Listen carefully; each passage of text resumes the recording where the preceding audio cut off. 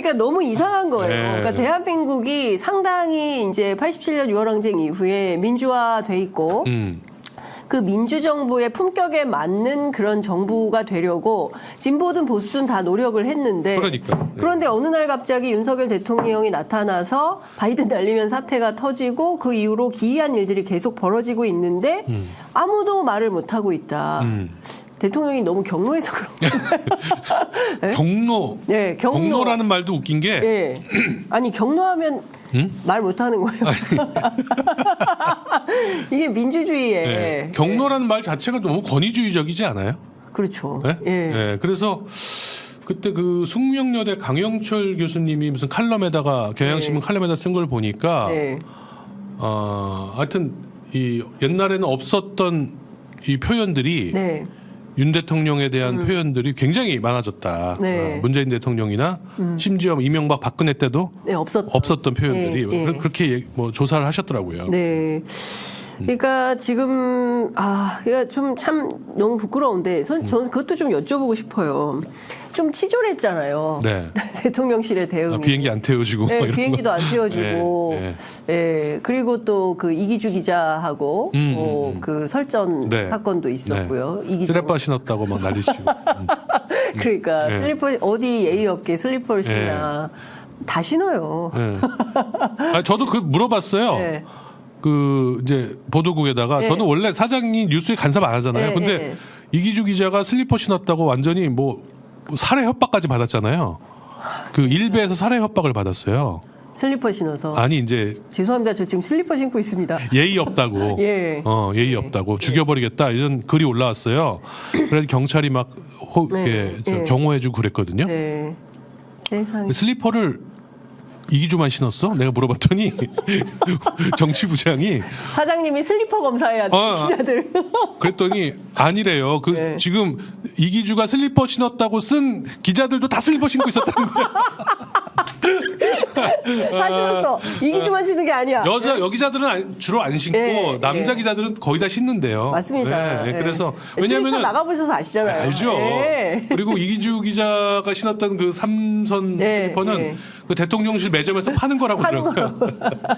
그러니까 이런 코미디 같은 상황이 지금 계속 벌어지고 있는 네. 거고 앞으로도 이제 3년 넘게 어떤 장관이 펼쳐질지 어떤 마음으로 우리가 이걸 마주해야 되는지 진짜 걱정이다 이런 생각이 좀 드는데. 저는 뭐 네. 정치, 경제, 뭐 외교 이런 얘기는 안 하려고요. 네. 저는 이제 언론인이 아니고 네. 그냥 그러나 저는 전직 공영방송의 대표로서 네. 언론을 대하는 태도에 대해서는 반드시 기회 있을 때마다 계속 지적을 하려고 해요. 그게 윤석열 대통령도 그렇고 문재인 대통령도 그렇고 뭐 네. 모든 정치인들도 다 마찬가지예요. 네. 언론을 그렇게 하면 안 된다. 또 일반 시민들도 마찬가지예요. 네. 제가 언론 개혁에 관해서 강의를 많이 하거든요. 네. 늘 하는 말이 언론을 도구로 보시면 안 된다. 예.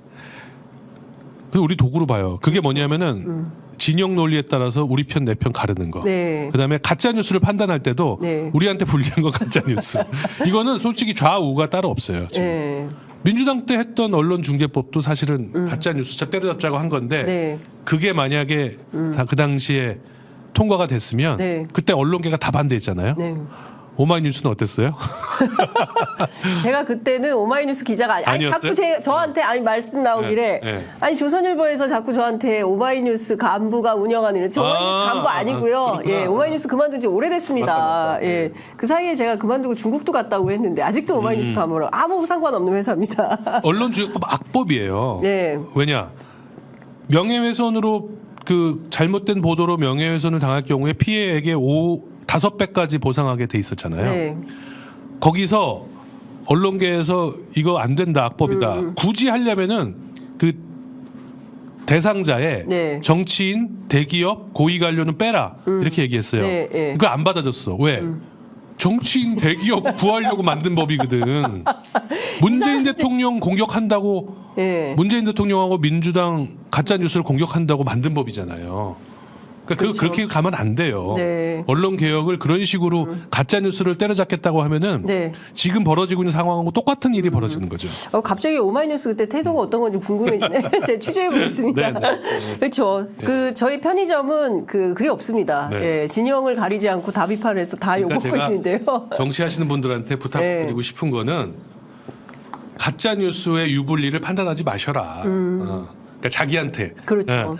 가짜 뉴스로 피해가 생길 수 있어요. 허위 정보로. 네. 그리고 그게 의도적일 경우에는 심각한 문제죠. 네. 그거는 어떻게 해서든지 처벌을 받을 수도 있고 아니면 대가를 치르게 해야 됩니다. 네. 그런 거는 그냥 민사에다 맡겨 넣으셔야 돼요. 네. 이걸 가지고 형사적으로 어떻게 하겠다는 이거를 마음 먹는 순간 악법이 탄생하는 거고 그게 독재 정권이 하는 일이에요. 네. 모든 독재 정권이 가짜 뉴스, 페이크 뉴스를 가지고 네. 언론을 탄압하거든요. 그렇습니다. 트럼프가 그랬고 네. 필리핀의 두테르테가 지금도 그러고 있습니다. 네. 예. 한국은 그러면 안 되는데 한국은 여전히 방심위에서 네. 가짜뉴스 신고센터를 만들어 놓고 엉뚱한 사람들을 잡고 있다. 이런 네. 말씀을 좀 드리고 그 관련해서는 잠시 후에 저희가 김유진 방심위원 모시고 말씀을 좀 들어보도록 하겠습니다. 지금 기본적으로 이 문제가 일단은 1심인데 네. MBC가 항소를 한 거죠. 네, 항소 방침을 밝혔다고 예. 보도가 나왔고 뭐 예. 항소하겠죠. 예, 그러면 이건 예. 대법까지 가는 거네요. 아 그렇다고 봐야죠. 예. 근데 이제 중간에 또 MBC가 예. 날아가고 예, 또 KBS처럼 뭐 그 가능성도 또 있을까요? 그런 사장이 오면은 네. 바로- 정정보도 바로 해버릴 수도 있죠. 항고 포기하고. 그때 네, 제가 PD 수첩, 네, 예, 소위 광우병 네. 보도를 했던 PD 수첩 때 네,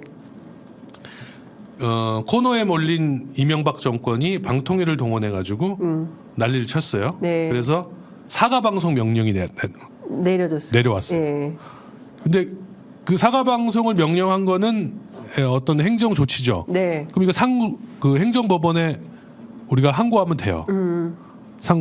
근데 그걸 항소를 안 했어요. 네. 안 하고 그걸 방송을 내겠대요. 당시 사장이 엄기영 사장이었는데 엄기영. 사장이 예, 쫄은 거죠. 아, 이런 거는 이제 사장의 결단이거든요. 네, 뭐 이렇게 보도를 하는 거는 보도국장이 결정하지만 네, 사과 방송을 하느냐 마느냐, 뭐 이걸 어떻게 대처하냐, 항소를 하느냐 마느냐 이런 거는 사장이 보통 결정해야 되는 거죠. 네. 다 사장만 보고 있으니까. 근데 사장이 사과 방송을 해야 된다고 결정을 내렸죠. 그래서 사과를 냈어요. 그때 막 노조가 맞고 그랬어요. 네, 제가 노조위원장이었어요. 스튜디오 앞에서 못 나가게 막았는데 네. 이상하게 그 전파를 우회해가지고 네, 방송을 냈어요. 그러니까 그게 딱 나가니까 그 다음부터 검찰 수사가 시작됐어요. 왜? 니네가 인정했잖아. 네, 니네가 잘못을 인정했기 때문에 이거는 이제 니네는 수사 받아야 돼. 네. 그래가지고 PD들이 잡혀가고 수사가 했거든요. 10년 동안 대법원에 다 무죄 받았죠. 네, 그럼 뭐 합니까? MBC가 망가졌네. 예. 예. 그러니까 이런 거를 노리는 거죠. 예. 지금 당장 수사가 시작되고 MBC 기자들이 또 뭐 소환 당하고 뭐 이제 뭐 이렇게 억지로 막 체포하고 그러진 않을 것 네, 같아요. 예. 네. 이 문제를 가지고 예. 선거도 있고 그러니까.